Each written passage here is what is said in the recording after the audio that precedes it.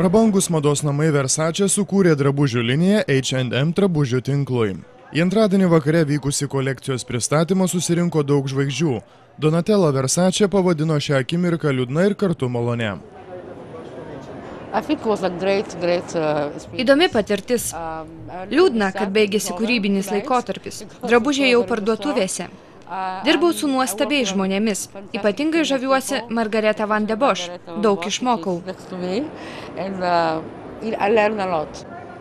H&M dizaineriai slapta dirbo su Versace komanda Italijoje.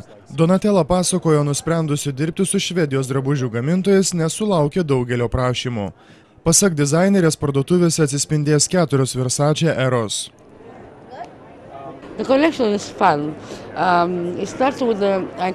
Smagi kolekcija. Ji prasideda nuo juodų odinių detalių, toliau graviūrų arba Miami laikotarpis.